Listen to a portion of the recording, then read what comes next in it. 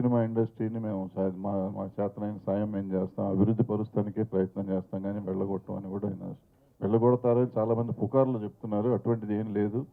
Industry బాగే మాకు కావాలి అని చెప్పి ఆయన వేరే సందర్భంలో కూడా దీని గురించి మాట్లాడారంటే they are definitely concern about this అనేది అర్థమవుతుంది. అండ్ పర్సనల్గా కూడా నాకు కలిశారు కేటీఆర్ గారు. కలిసినప్పుడు కూడా చెప్పారు, మాకు ఇండస్ట్రీ ఇక్కడే ఉండాలండి, ఉండడానికి మేము ఏం చేయాలో మీరు చెప్పండి అని చెప్పారు. ఆబ్వియస్గా నేను కాదు చెప్పాల్సింది, ఛాంబర్ చెప్పాలండి, వాళ్ళు చెప్తారని చెప్పాను, వాళ్ళు వచ్చి కలుస్తారని చెప్పాను. వాళ్ళు అలాగే ఫెడరేషన్ వాళ్ళు కూడా కేసీఆర్ గారిని, ఇక్కడ ఉన్న రేపు ఎవరు ఇన్ఫర్మేషన్ మినిస్టర్ ఎవరు వస్తే వాళ్ళని, అలాగే చంద్రబాబు నాయుడు గారిని, అక్కడ మినిస్టర్ గారిని కూడా కలుస్తారు. కలిసినాక జరుగుతాయి. అంటే దీంట్లో ఇక్కడ తీస్తే అక్కడ పన్నులు కడతాం అనేది ఉండదు. ఎంటర్టైన్మెంట్ ట్యాక్స్ ఒకటే ఎక్కడికైనా వెళ్ళేది. సో ఎంటర్టైన్మెంట్ ట్యాక్స్ అక్కడ కట్టేది అక్కడే కడతాం, ఇక్కడ కట్టేది ఇక్కడే కడతాం. సో ట్యాక్స్లు ఇక్కడ తీసి అక్కడ కడతాం, అక్కడ తీసి ఇక్కడ కడతాం అనేది ఉండదు. ఎక్కడ చూస్తే అక్కడ కడతారు. సో ఇప్పుడు 2 స్టేట్స్ అయిపోయినప్పుడు ఆ స్టేట్లో జరిగేది ఆ స్టేట్కి వెళ్తుంది ట్యాక్స్. ఇప్పుడు మనం తెలుగు సినిమా తీస్తున్నాం, అమెరికాలో సినిమా సినిమాలు వేస్తున్నారు, అక్కడ ట్యాక్స్ కడుతున్నాం అంటే అక్కడ వేస్తున్నారు కాబట్టి అక్కడ కడుతున్నారు. అమెరికా ట్యాక్స్ మనకి రమ్మంటే మనకు రాదు కదా. సో అట్లాగే ఇది కూడా అంతే. సెన్సార్ బోర్డు సెంట్రల్ అండి ఎప్పుడు ఉండేది. సో తెలుగు భాషకు ఒకటి ఉంది. అది అప్పుడు ఏంటంటే మనకి తెలుగు హైదరాబాద్ క్యాపిటల్గా ఉంది కాబట్టి హైదరాబాద్లో పెట్టారు. దాన్ని 2 ముక్కలు చేయరు. కన్నడానికి ఒకటి ఉంది, మలయాళానికి ఒకటి ఉంది, తెలుగుకి ఒకటి ఉంది, బెంగాలీకి ఒకటి ఉంది, హిందీకి ఒకటి ఉంది. అట్లా ఏ భాషకి ఆ భాషకు ఉంది. సో ఇక్కడ మన భాషకు ఉంది. ఇప్పుడు ఈ భాషకు ఉన్న దాన్ని 2 ముక్కలు చేస్తారు నేనైతే అనుకున్నా, తెలిసి జరగదు కూడా. Telangana film chamber already existing 41 నుంచి. ఇప్పుడు సౌత్ ఇండియా నుంచి వచ్చాం, మెడ్రాస్లో మనకి ఛాంబర్ ఉండేది. సౌత్ ఇండియా నుంచి మనం ఇక్కడికి వచ్చేసాం. సౌత్ ఇండియా నుంచి వచ్చినప్పుడు మనం అక్కడి నుంచి ఏం తీసుకురాలా. సౌత్ ఇండియా నుంచి ఇక్కడికి వచ్చేటప్పుడు మనం ఏమి తీసుకురాలా. కానీ సౌత్ ఇండియాలో ఉన్న ప్రాపర్టీలో ఇప్పటికీ మనకు బాగా ఉంది. మనకు ఉంది, కర్ణాటక ఉంది, కేరళకు ఉంది, మెడ్రాస్కి ఉంది. అట్లాగే ఇక్కడ ఉంటే అన్నిటికీ కలిపి ఒకటి ఉంటుంది. ఆంధ్ర విజయవాడలో ఆఫీస్ ఉంది, విజయవాడ ఆఫీస్ ఆంధ్రాకి ఫంక్షన్ చేస్తుంది. హైదరాబాద్లో Hyderabad film chamber of commerce ఉంది. ఇది రెండింటికి కలిపి ఒక ఆఫీస్గా ఉంటే నష్టమేం లేదు. తెలుగు భాషకి అంతటికి ఒకటి ఉంటే సమన్వయపరచుకోవాల్సి. ఇప్పుడు ఇన్ని సమస్యలు 2 స్టేట్స్తో కలిపి మాట్లాడాలి.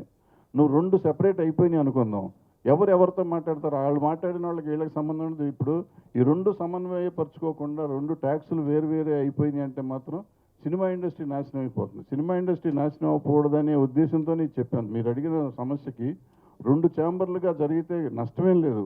కానీ రెండింటిని సమన్వయపరిచే ఒక ఛాంబర్ కూడా కంపల్సరీగా కావాలి. అప్పుడే తెలుగు భాష నిలబడుతుంది, తెలుగు భాష సినిమా నిలబడుతుంది. తెలుగు భాషగా తెలుగు సినిమా నిలబడుతుంది. తెలుగు సినిమా నిలబడాలంటే ఒకటి కంపల్సరీగా రెండింటిని కలిపే ఒక ఛాంబరో ఒక సమన్వయ కమిటీయో ఏదైనా అనుకోండి, దాన్ని మీరు ఏ పేరైనా పెట్టుకోండి, అది కావాలి. దశాబ్దాలుగా ఉన్నాయి కానీ లాస్ట్ 5 ఇయర్స్ నుంచి 4 ఇయర్స్ నుంచి రాజశేఖర రెడ్డి గారు పోయిన కాడి నుంచి గవర్నమెంట్లే లేవు. మనం ఎప్పటికప్పుడు చేస్తున్నాము. కొన్నిటికేమో ఏమంటారు దాన్ని, జీవోలు కూడా వచ్చినాయి, నడవట్లేదు.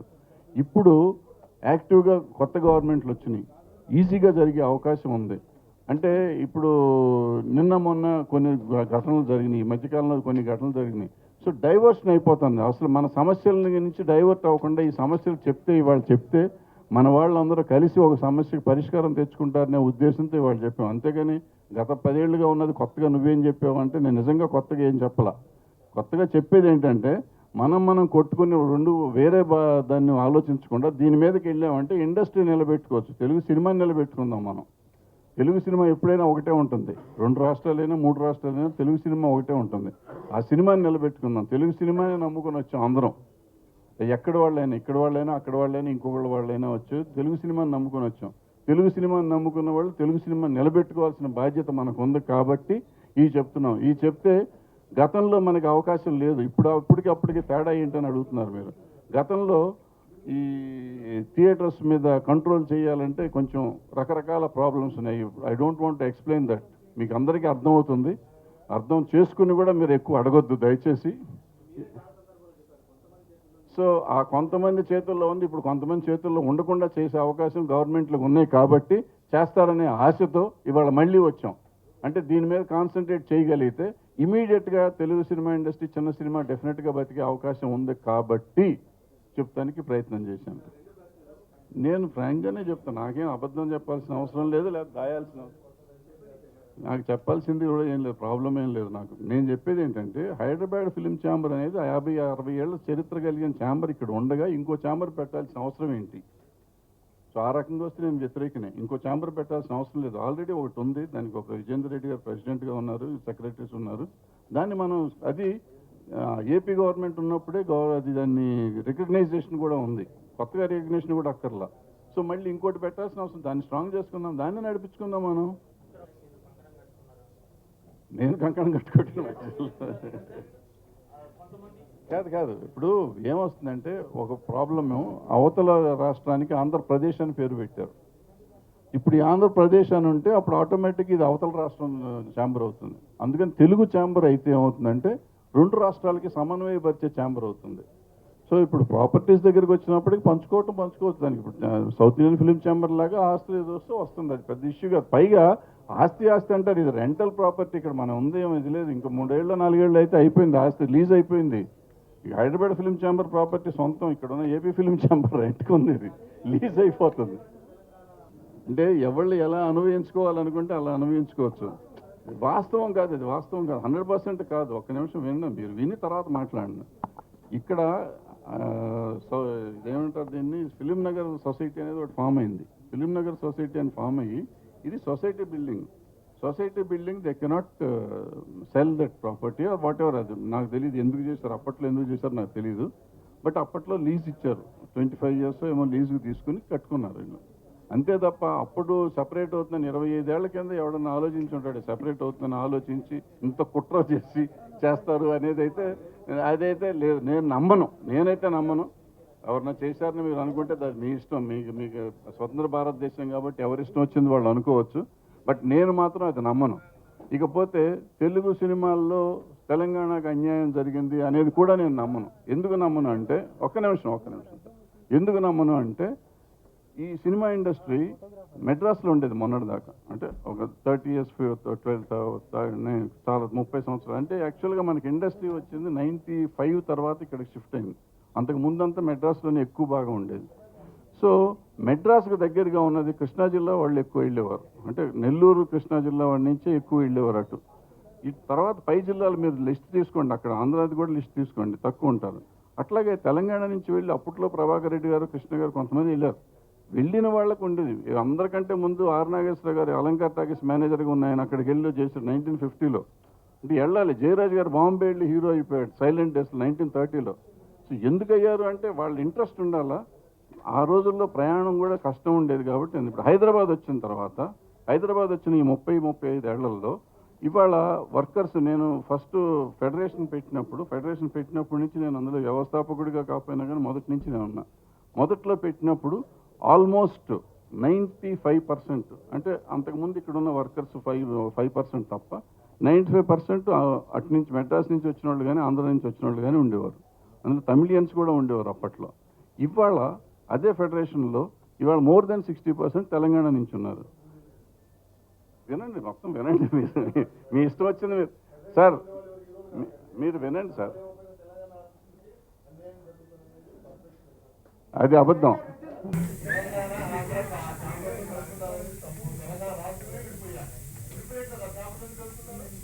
తెలంగాణ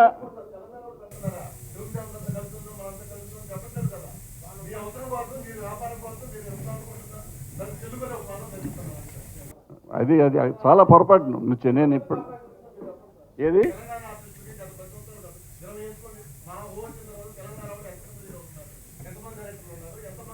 ఇవాళ డైరెక్టర్లు 8 మంది ఉన్నారు పెద్దవాళ్ళు. 2 కోట్లు 3 కోట్లు తీసుకునే వాళ్ళు మొత్తం 12 మంది కోట్లు తీసుకునే డైరెక్టర్లు ఉన్నారు. 12 మందిలో 8 మంది ఉన్నారు. 8 మంది ఉన్నారు. మీకు మళ్ళీ నలుగురైతే 8 మంది ఉన్నారు. ఆర్టిస్టుల్లో ఆగండి.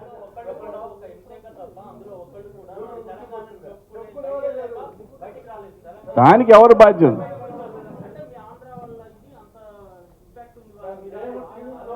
ఏది లేదు, 100% కాదు.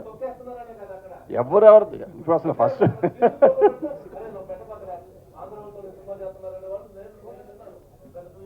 అలాంటి పిరికి వాళ్ళ దగ్గర అసలు మన దగ్గరికి వెళ్ళటం ఎందుకు? మళ్ళీ పరికెట్ట వస్తుంది. అసలు ఆంధ్ర వాళ్ళు ఎంతమంది ఉన్నారు చెప్పండి? అసలు మొత్తం అమ్మేసుకుని వెళ్ళిపోయారు ఎక్కడ వాళ్ళు అక్కడ.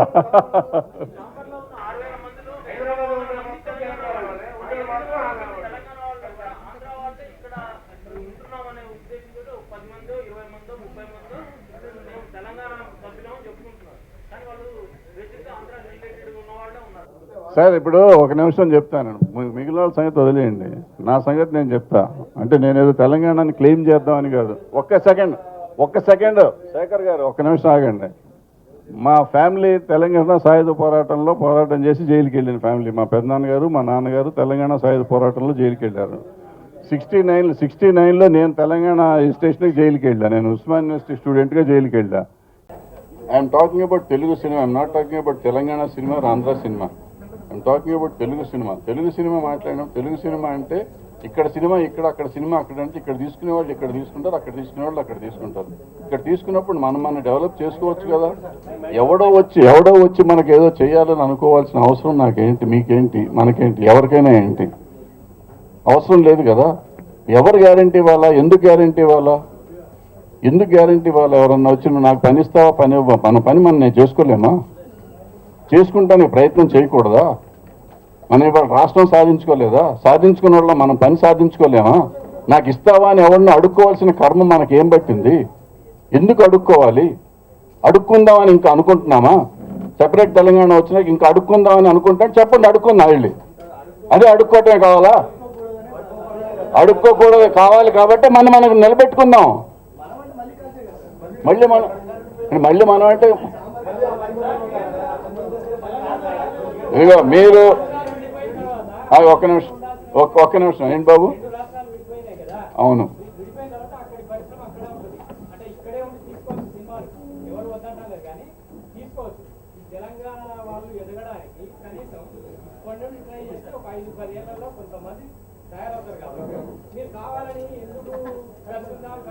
ఎవరు కలిసి ఉందాం అంటున్నారా? నిన్ను ఎవరు కాదు. మీరు తెలుగు సినిమా చేస్తారా, వేరే సినిమా చేస్తారా చెప్పండి.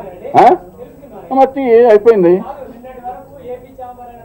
అరే ఇందాక చెప్పినా కదమ్మా, తెలుగు ఏపీ ఛాంబర్. సత్యం, ప్రాబ్లం ఏంటంటే ఎవరి సినిమా వాళ్ళే తీసుకుంటారు. ఇప్పుడు మధుర శ్రీధర్ ఉన్నాడు, ఆంధ్ర సినిమా తీస్తాడు, లేకపోతే దిల్ రాజు ఉన్నాడు, ఇక్కడే తీస్తున్నాడు. సో వచ్చేవాళ్ళు వస్తూనే ఉంటారు కాదా? అది ఎప్పటి నుంచి? అది ఎట్లా? ఇప్పుడు ఇది చాలా తప్పు. ఇది అంటే ఇది చాలా తప్పు. ఒక్క నిమిషం అది ఎట్లా కాదబ్బా?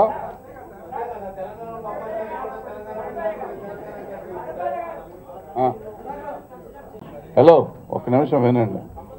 సంబంధం 100% లేదు. అంటే నా పాయింట్ ఆఫ్ వ్యూలో సంబంధం లేదు, వాళ్ళ పాయింట్ ఆఫ్ వ్యూలో ఏముందో నాకు తెలీదు.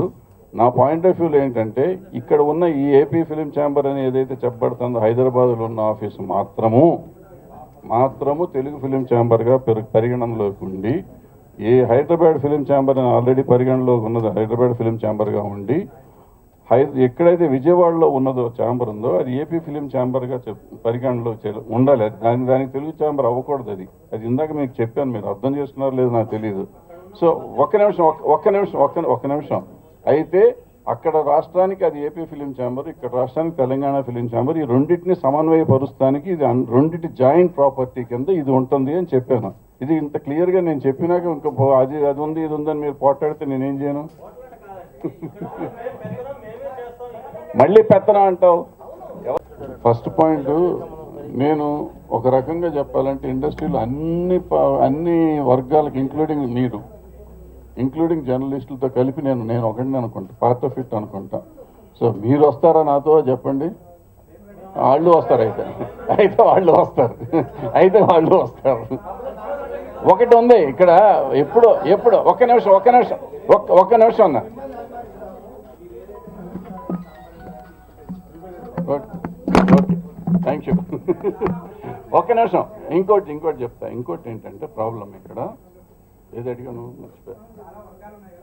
ఈ వర్గాల వీళ్ళు డెఫినెట్గా కలిసి రారు. ఇప్పుడు మనం ఎప్పుడు కూడా అందరం ఒకటి అనేది బోగస్ ప్రెస్ మీట్లో మీ ముందు నేను దొంగ నవ్వులు నవ్వుతూ చెప్తున్న మాట నిజం. ఎప్పుడు ఎవళ్ళు ఒకటి కాదు, అందరికీ ఎవడి కింద ఉన్న రంగు వాడికి ఉంది, వాడంతా ఇదే. అయితే ఇవాళ ఉన్న ఈ కొంచెం క్లిష్టమైన పరిస్థితిలో ఉన్నాం మనం.